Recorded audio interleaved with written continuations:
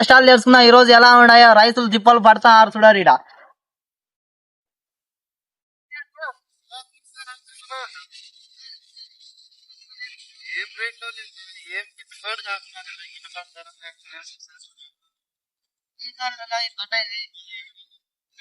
పంట ఎన్ని రోజులు కష్టం 4 నెలల కష్టం 4 నెలల కష్టం.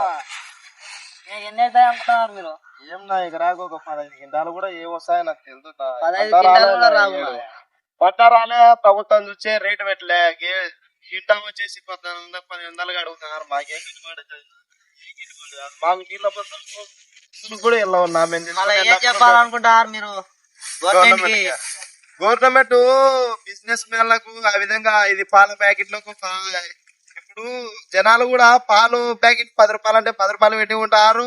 నూనె ప్యాకెట్ 160 అంటే 170 ఫిక్స్ రేటు పెట్టి ఉంటారు. కానీ రైతు పండించిన పంటకు మాత్రం ఫిక్స్ రేటు లేదన్నా. ఒకవేళ మేము పండించేటోళ్ళం మేము లేకుంటే మీరు యాడ నుంచి వచ్చా తిండికి చెప్పరు మాలాంటి వాళ్ళు మేము పండించేటోళ్ళు మేము లేకుంటే మీకు తిండికి ఆడొచ్చది తిని లేదు కదా. ఇప్పుడు గవర్నమెంట్ పట్టించుకున్నారంటారా? పట్టించుకోవడం లేదు కదన్నా. మళ్ళా పండించిన పంటకు గిట్టుబాటు ధర కావాలా? ఇప్పుడు మేము పంటను అమ్ముకోలేక మధ్యలో దళారులతో మోసపోతాం. మేము దళారులు బాగుపడతారు మా మధ్యన. తెలియదు ఏముంది నా అన్ని తెలుసు కదా, మీరు రిపోర్టర్లు కదా, ఈ తెలియదు ఏముంది. సో మేము 4 నెలల కష్టం. అదే గవర్నమెంట్ పండించి అమ్మమను వాళ్ళకి తెలుసాది కదా.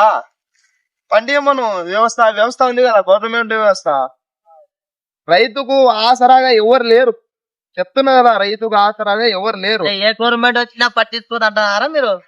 నేను గవర్నమెంట్ తప్పు కాదనిలే. నేను గవర్నమెంట్ లో ఇప్పుడు పలానా గవర్నమెంట్ వచ్చింది అంటే ఆ గవర్నమెంట్ రైతు గురించి ఆలోచన చేయాలి ముందుగా. ఫస్ట్ రైతు గురించి. నేను ఈరో అన్నం తింటానంటే 3 పూట్ల ఎవరు పండించారు, రైతు పండించేనే కదా నాకు కడుపు నిండుతానే అనే ఆలోచన ప్రతి గవర్నమెంట్ కు రావాలి. అప్పుడు ఆ విధంగా వచ్చేనే ఆలోచన రైతు అనేటోడు బాగుపడతాడు. రైతుకు సరైన గిట్టుబాటు ధర పెడితేనే ఎప్పటికైనా రైతు ముఖంలో సంతోషం. మన రైతుల కష్టాలు ఎలా ఉన్నాయో గవర్నమెంట్ పట్టించుకోకపోతే ఎవరు పట్టించుకుంటారు? ఈ సమాజం బాగుపడదు.